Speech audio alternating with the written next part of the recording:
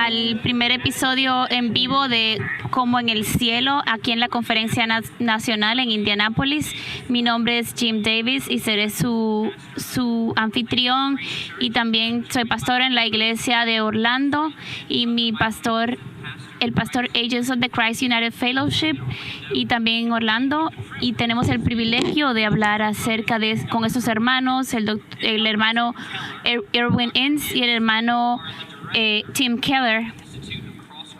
Y usted es el director del Instituto de Ministerio Intercultural, y también enseña en el seminario en Washington, D.C.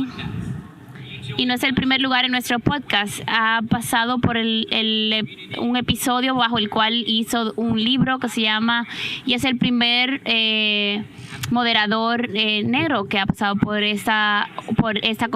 una conferencia que hicieron recientemente. Y nuestro segundo invitado no necesita introducción por la organización esta es la organización que él ayudó a fundar. El Dr. Tim Keller nos visita en vivo y es el fundador de la Iglesia Redeemer Presbiteriana y la red City to City. Y también solo menciono estas cosas solo porque nosotros graduamos de RTS, el Instituto desde Orlando, y tenemos tres de más o menos varios campuses representados acá.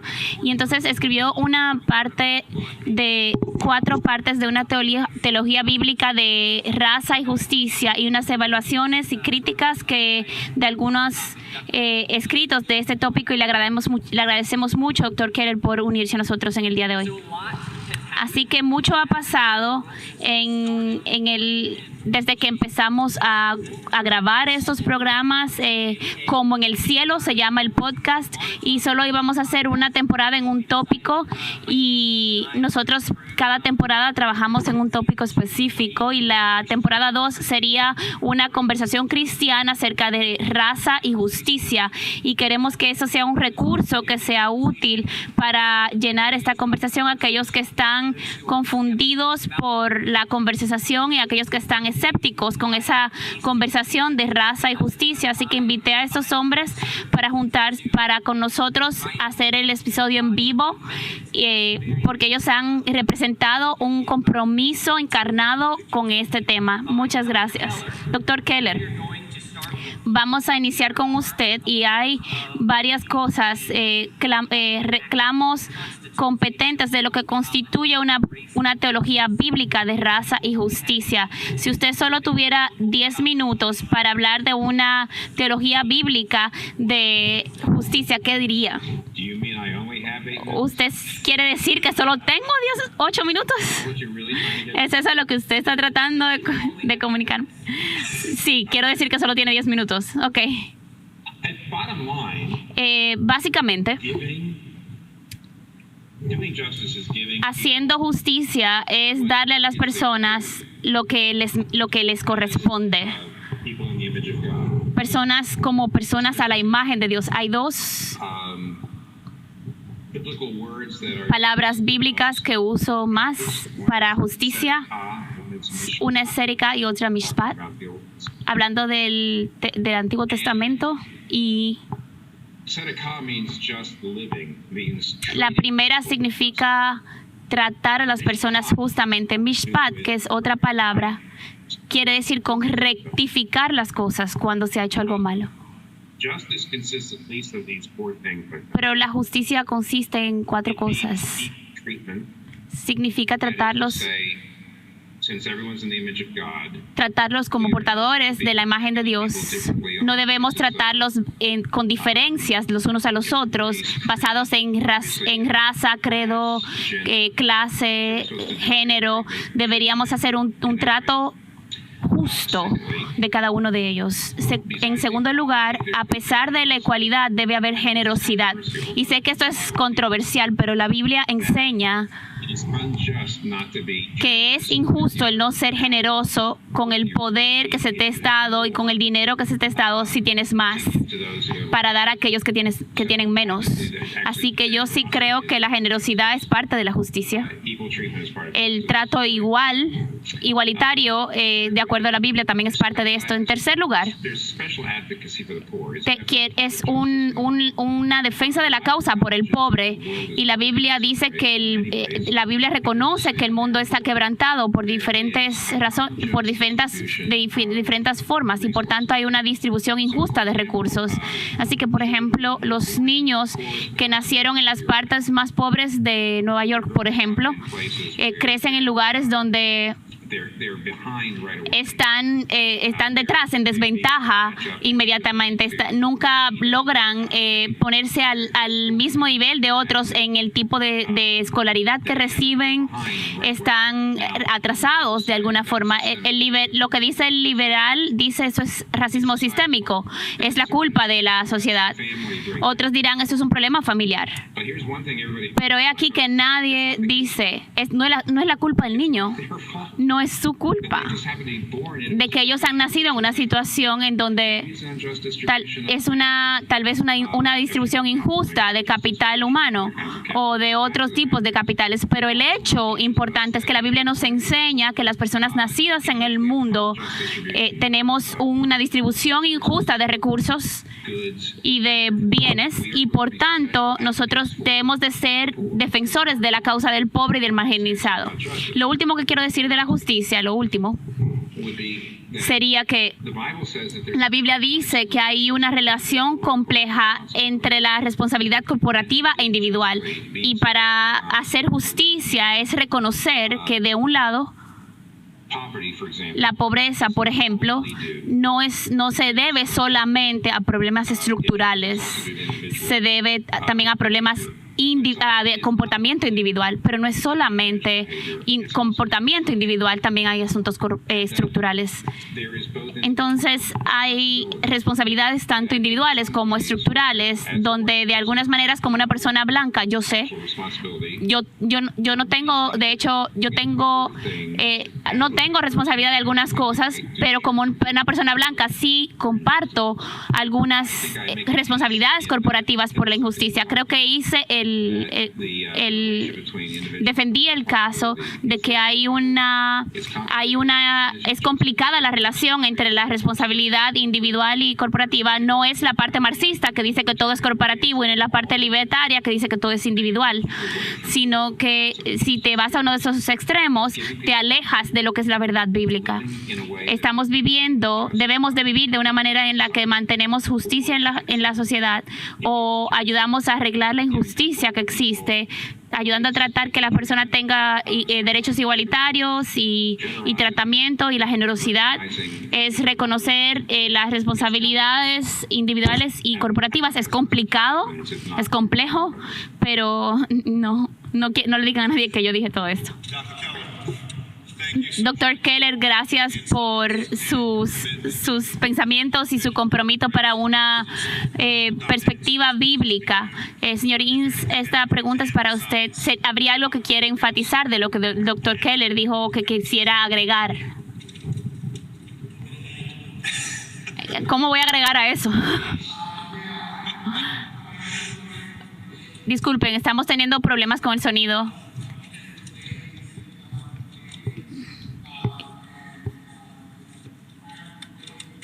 Existen maneras prácticas en las que podríamos trabajar con estas cosas.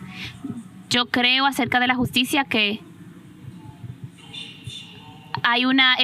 la justicia es el concepto bíblico del shalom, que como portadores de la imagen de Dios, no es simplemente paz de que no haya un conflicto en coexistencia, sino que las cosas sean tal y como Dios desea que las cosas sean, o sea, como es el propósito de Dios que sean. En términos de humanidad, en términos de la creación del cosmos, la justicia cae bajo esa categoría a medida que la justicia sirve el perseguir el shalom de Dios. o esa plenitud que Dios quiere que, bajo la cual Dios quiere que las cosas se hagan. Y yo aprecio colectivamente lo que ambos han dicho y creo que es especialmente importante para nosotros a medida que nos involucramos con la diferente generación que está muy orientada a las causas y ver las cosas correctas. Es muy retador ser un pastor en estos tiempos. Entonces hay cosas que hay verdades a las que las personas pueden aferrarse y cosas que deben de ser hechas correctas. Y quiero seguir con otra pregunta. El año 2020 alcanzó un pico en la conversación en cuanto a raza y justicia y parecería que el 2021 va a tener mucho más de lo mismo.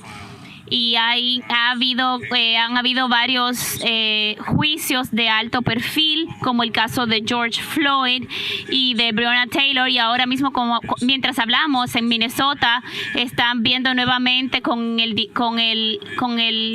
asesinato de Daunte Wright. Entonces también tenemos debates consecutivos dentro de los evangélicos acerca del corazón de Dios por la justicia. Y para agregar a esto la insurrección de la capital y luego la masacre que hubo recientemente en Atlanta. Entonces, en vista de todo esto, ¿qué quiere hablar acerca de este momento cultural?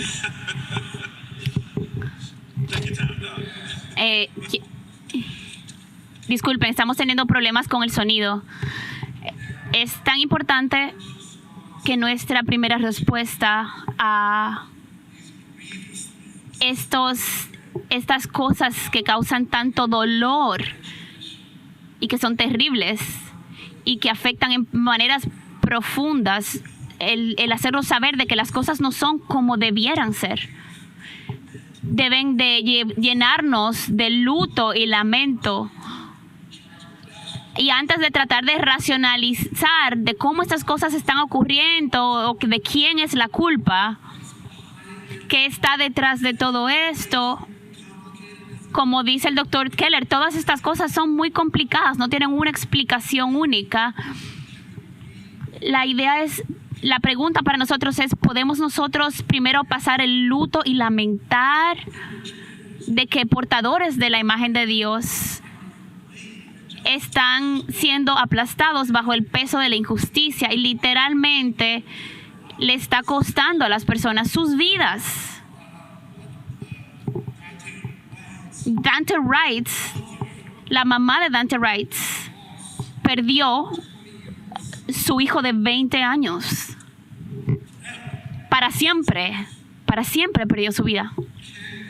Podríamos nosotros primero tener ese lugar de profundo lamento y lloro y luego movernos a un entendimiento de por qué hay tanta ira en cuanto a estas situaciones.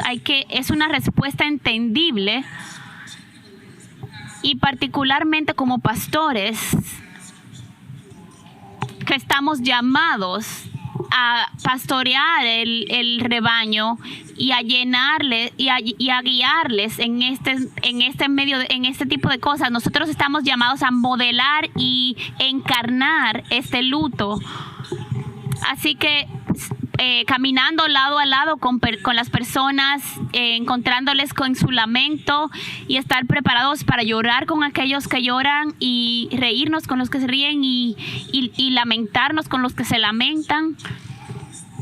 Y antes de querer dar una respuesta sencilla, ¿por qué están pasando estas cosas o de quién es la culpa? Doctor Keller, quiero hacerle la misma pregunta. ¿Tiene algo más que quisiera decir en este momento cultural del asunto de raza y justicia? ¿Qué sería? Me gusta, tú lo dijiste mucho mejor de lo que yo lo podría decir. Lo que todo el mundo está diciendo es que lo pastoral no puede lo pastoral no puede ser hecho oscuro por lo teológico, y mayormente las personas blancas como yo a veces pensamos en muchos asuntos teológicos y no tenemos un acuerdo común necesariamente, y he mencionado esto antes, de que hay grandes divisiones en el país y en la iglesia. Una de las más grandes divisiones es el asunto de la responsabilidad, la individual versus la corporativa, que es estructural, que es individual. Y de hecho, yo no paso un día en medios sociales donde ese no es el argumento, ese es siempre el argumento de si es estructural o individual la responsabilidad. Y de hecho, comúnmente las personas en la izquierda se van mucho del lado del individuo. Mi primera respuesta tiende a ser, sí tenemos una teología, todo el mundo tiene una teología, pero tenemos una aproximación bíblica muy rica que puede ayudar para todo esto. O sea, no podemos reducirlo a algo sencillo ni simple, porque hay no es algo simplemente en la cabeza ni racional. Y como él dice, tenemos que empezar llorando con los que lloran y saber que estamos en un cuerpo, que estamos en un mundo donde tenemos que a veces guiar en el lamento. Y también quiero decir, y creo que él tiene la razón, y yo agregaría esto, que a medida que hablamos de esto, también tenemos que lidiar con la teología de esto, que no es la misma del mundo. Y realmente yo deseo que empecemos a hablar cara a cara, porque yo tengo profundas convicciones de que mucho de la polarización en este último año es porque no nos estamos viendo cara a cara, porque no estamos en persona a persona, en el cuerpo, nos estamos viendo. Estamos haciendo todo en línea, estamos haciendo todo por medios sociales, y yo creo que este no es el lugar para donde podemos venir juntos, y eso nos está dividiendo. Así que yo quisiera decir que yo miro en el futuro que yo pueda teologizar y lamentar juntos, cara a cara. Y gracias por traer esta idea del lamento. Y Dr. Keller, esta es una pregunta para hacer.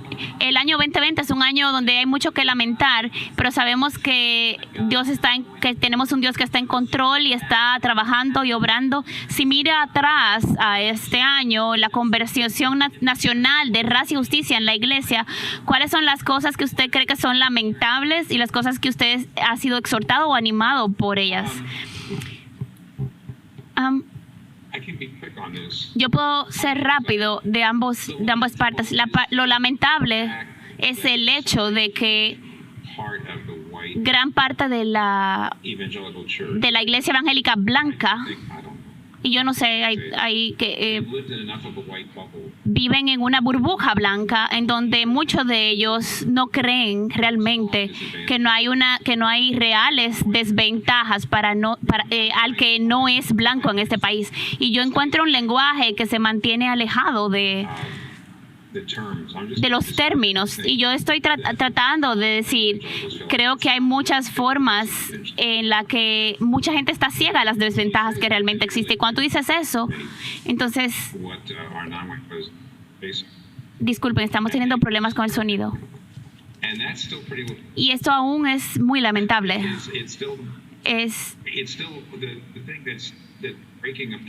Esta separación, esta división de la iglesia evangélica entre personas que, aunque sea solo en papel o que aparentan tener las mismas convicciones teológicas y doctrinales, por debajo están operando bajo distintas teorías y teologías. Hay grandes diferencias. Personas que parecían que estaban muy unidas, no quiero mencionar individuos o grupos, están realmente separándose, y esto es lamentable. Creo que mucha gente blanca subestima la dificultad de no ser blanco en este país. Esto es lo que me da ánimo. Por otro lado, el futuro de la iglesia evangélica, no solo en el mundo, sino porque ya en el mundo está ahí, pero aún aquí en los Estados Unidos, el futuro de la iglesia evangélica va a ser liderazgo multiétnico. La iglesia evangélica crecientemente va a ser no blanca. Entonces, todo en el oeste está convirtiéndose en multiétnico. Y yo creo que es algo inevitable, y esto es algo muy bueno, son buenas nuevas. ¿Por qué? Porque por un lado, esto va a limitar, va a cambiar la imagen de la iglesia evangélica, y el evangelicalismo ya no va a ser blanco. Y eso va a quitar esa imagen del evangelicalismo blanco. Pero y no es solo un problema de imagen. En segundo plano, la realidad es que los cristianos no blancos, los cristianos no blancos tienen una combinación interesante de preocupación por la justicia y ortodoxia teológica y ortodoxia ética. Y los cristianos no blancos no caben en categorías izquierda o derecha, sino que ellos van a ser los líderes que vamos a ver crecientemente por asuntos de inmigración. Toda la indicación es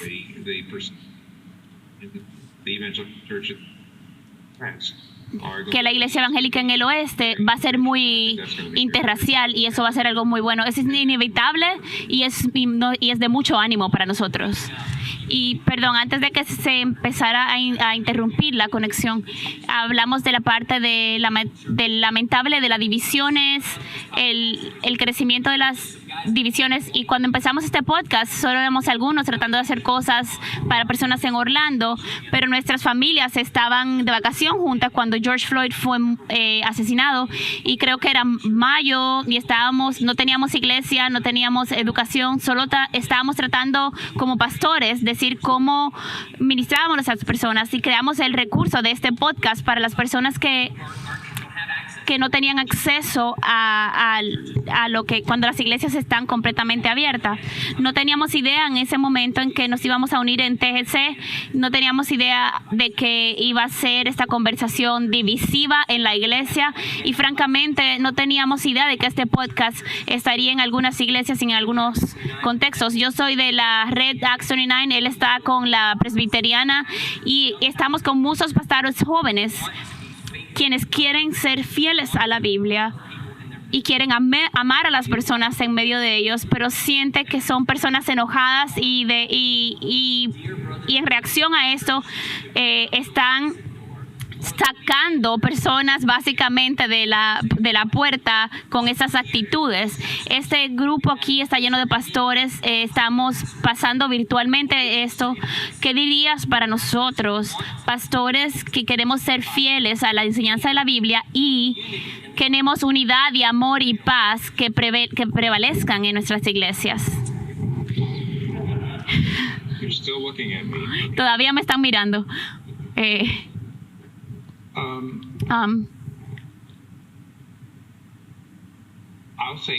Yo diría nuevamente, este es lo que quiero agregar. Solo en la última semana, y tal vez no debería traerlo, pero leí un libro esta semana de un sociólogo que dice la ruptura de los medios sociales, y dice básicamente el por qué polarizamos nuestros medios sociales, y él niega la idea de que simplemente estamos en una burbuja. Él le enseña con la estadística de que cuando la idea básica es que porque eres conservador, solo lees tweets y grupos de noticias conservadores y estás en esa burbuja, sino que solo tienes parcialidad motivada por la conversación que escuchas. Y realmente él dice que eso no es cierto, y realmente cuando estás en línea le pagan a las personas para leer a veces 10 cosas al día del otro lado, y hace que esas personas, cuando leen argumentos del lado opuesto, se vuelven más extremistas. Él dice esto. Y con los medios sociales, la justicia no es un lugar para ser discutida en medios sociales.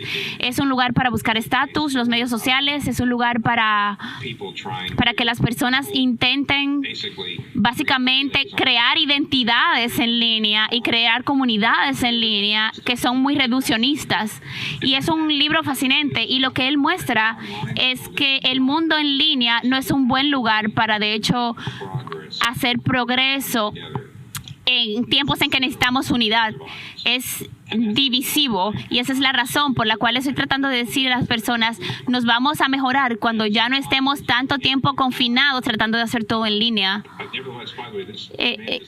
Este hombre no cree que los medios sociales van a desaparecer de ningún tipo. Él simplemente llama la atención a que pensemos al respecto. Por tanto, no podemos no pensar al respecto. Hasta hace unos meses, yo como una persona mayor, hasta hace unos meses, ni pensaba en los medios sociales y pensaba que no iba a ser un gran problema, pero sí lo es. He aquí otra cosa. Tal vez debería estar preguntándole a la gente en vez de decir esto, pero sé que suena extraño. En los 1940 hubo una división entre los fundamentalistas y los evangélicos de mainstream. Y muchos decían, yo no quiero estar tan desconectado como los fundamentalistas, pero somos ortodoxos, teológicos, y queremos estar involucrados intelectualmente, no queremos tampoco irnos del lado de los liberales, somos algo más y queremos ser bíblicos. Y vamos a encontrar una redistribución similar en los próximos años en donde todo el mundo va a pensar que tienen la razón, y eso va a pasar nuevamente, en donde lo que vamos a tener que hacer es hablar la verdad en amor, y vamos a tener que ser vamos a lamentar, pero tampoco debemos de restringirnos en hablar nuestras opiniones correctas, y a veces vamos a tener que despedirnos de algunas personas que amamos, personas que no pueden estar en tu organización, en tu denominación, y eso va a ser doloroso porque van a pensar diferente a ti y no van a poder seguir trabajando juntos. Vamos a tener que tener gracia en la forma en que lo hacemos, pero tenemos que aceptar la realidad de que ese tipo de separación, de discernir, va a ocurrir. Y yo creo que estamos viendo el principio. Eso no va a pasar mucho desde que yo me despida de la escena de esta generación, y yo creo que vamos a tener que lidiar en cómo hablamos en línea los unos a los otros, y va a ser mucho más doloroso y difícil de lo que debería ser. Dr. Keller, gracias por su sabiduría, gracias por su llamado muy claro, presentar estas realidades y presentar una versión más generalizada y balanceada de la verdad. En este mismo sentido, esta pregunta es para usted, doctor. Siendo un residente en DC, usted estuvo en una proximidad a la insurrección en el Capitolio, y podría hablar un poco de eso y de otras cosas lamentables que ha visto de raza y justicia al respecto, y algunas cosas que le han animado en estos últimos años en conexión a la conversación de la iglesia en términos de raza y justicia. Sí,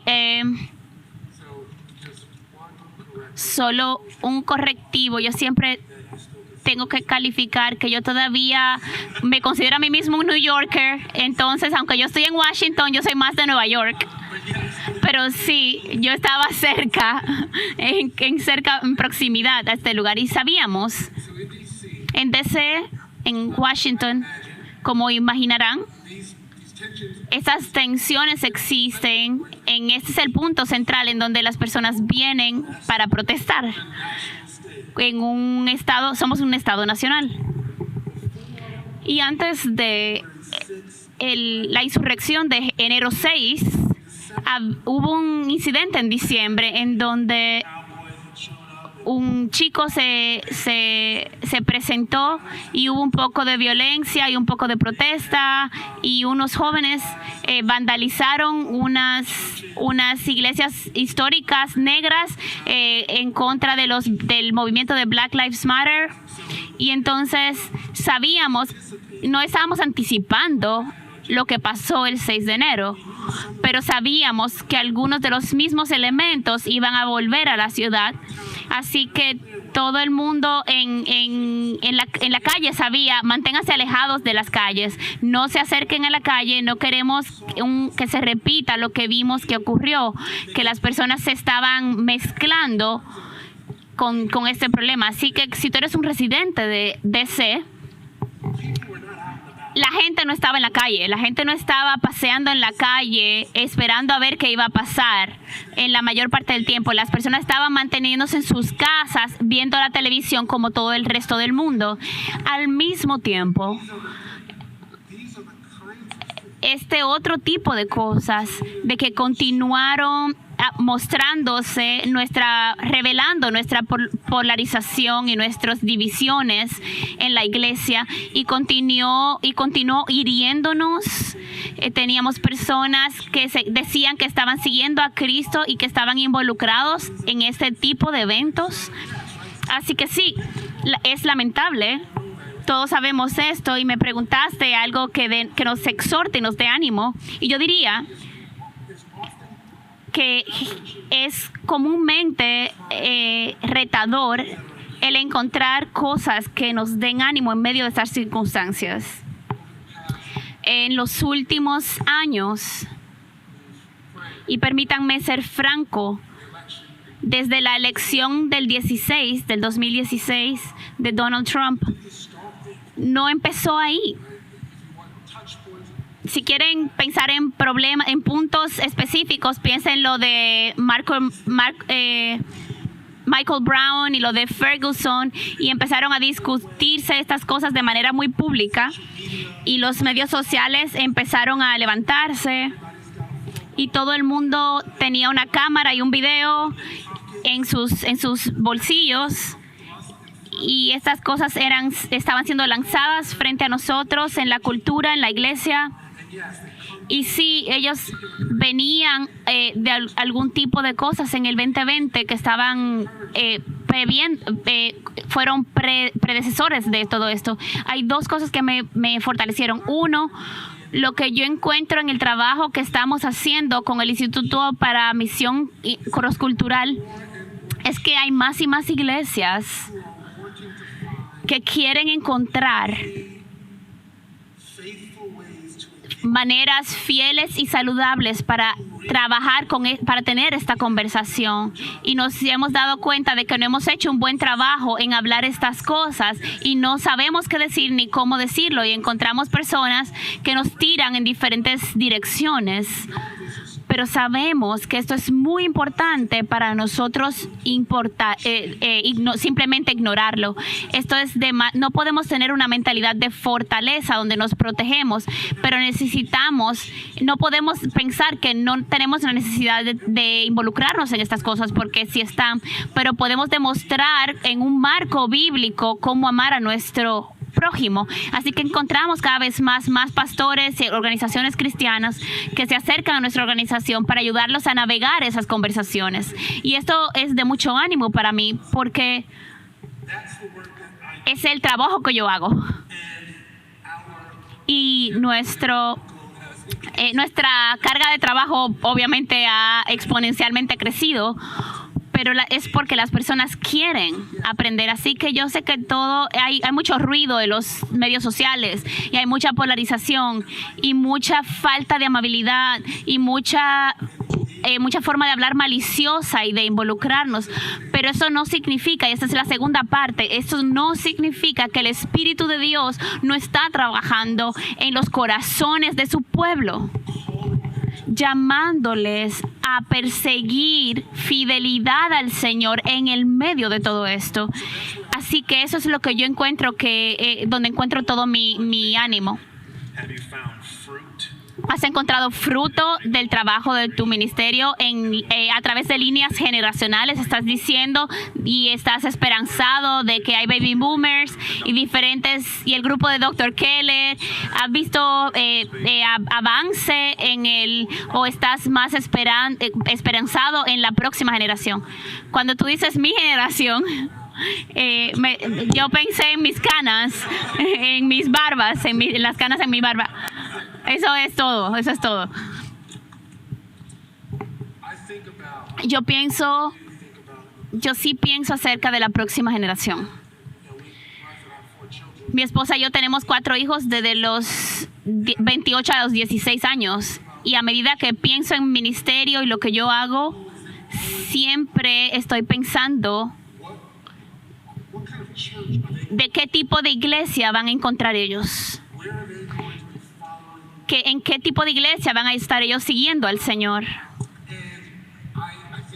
Y pienso que el doctor Keller tiene la razón en términos de que hay un rostro cambiante en la iglesia en los Estados Unidos y en el oeste, y que las iglesias van a ser más multiétnicas y que está viniendo por necesidad a medida que cambiamos demográficamente.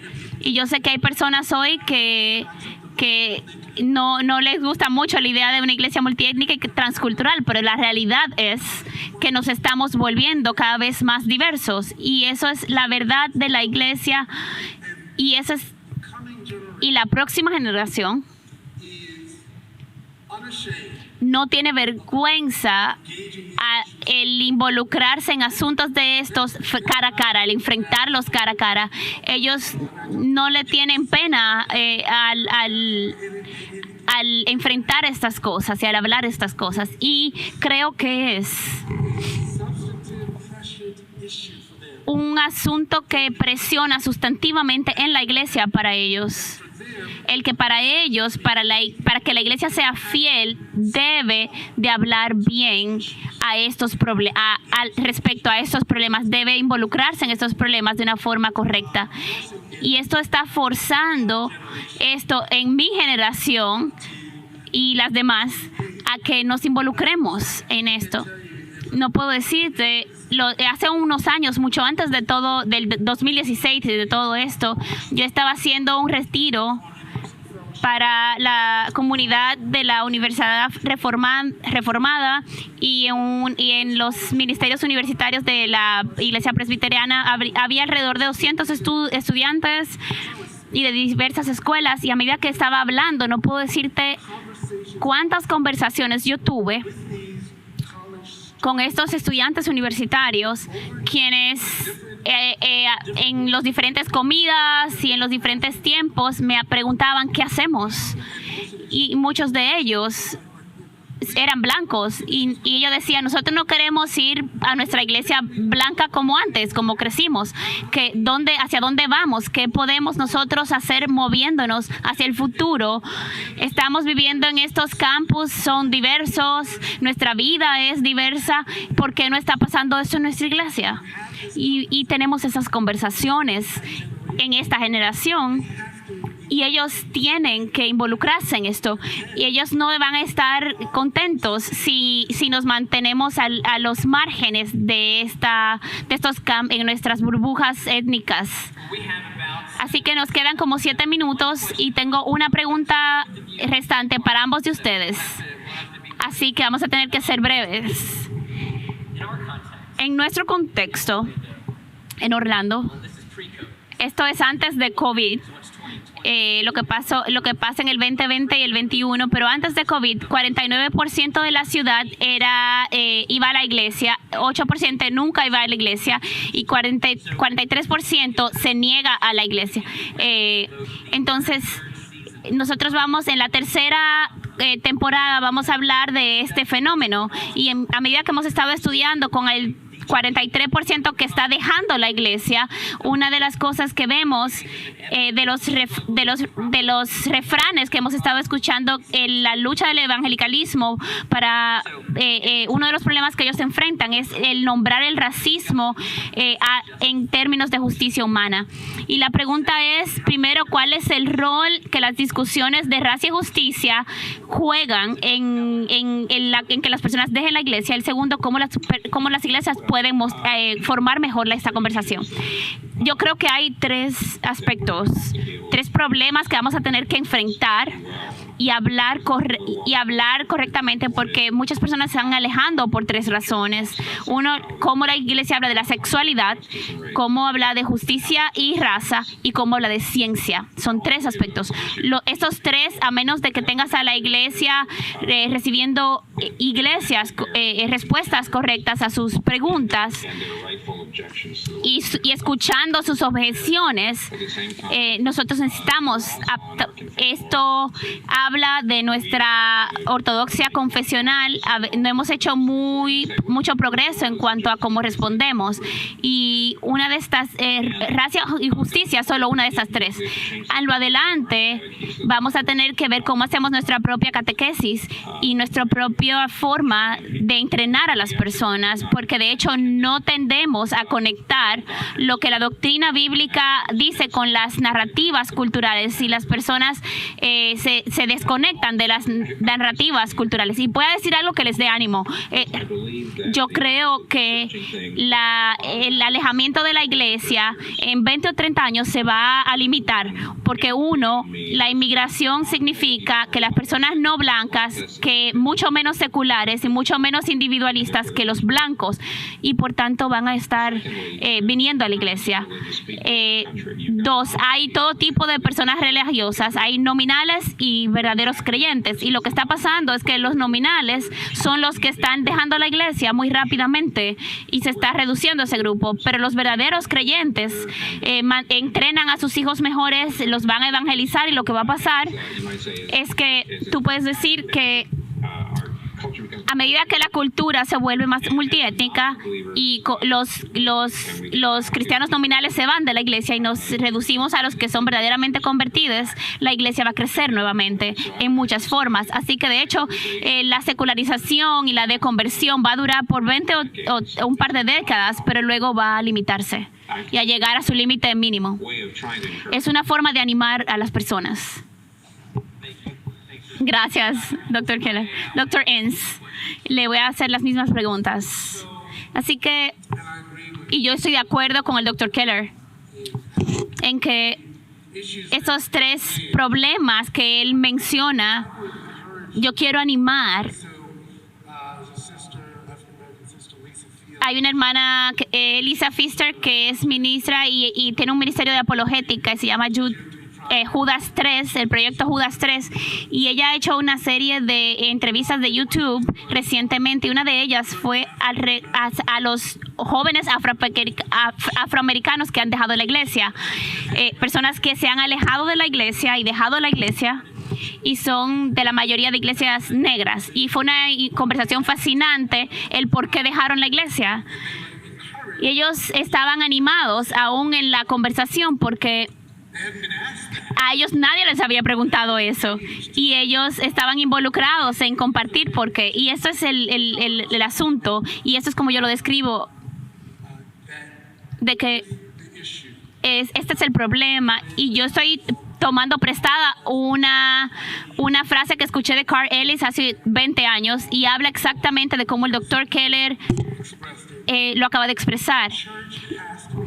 La iglesia tiene que ser capaz de poder responder los asuntos crossculturales de la comunidad, de dónde está ubicada. Tiene que poder identificar cuáles son los problemas y las preocupaciones en este lugar de nuestro vecindario, de nuestros vecinos, que las personas tienen. Así que realmente la sexualidad, la raza y la justicia y todo esto de la identidad de género, estas preocupaciones culturales cambian. Y nosotros típicamente nos mantenemos detrás, la iglesia, en entender que son, en estar dispuestos a responder, y todavía estamos discutiendo preguntas apologéticas de la generación anterior en el seminario. Entonces la necesidad es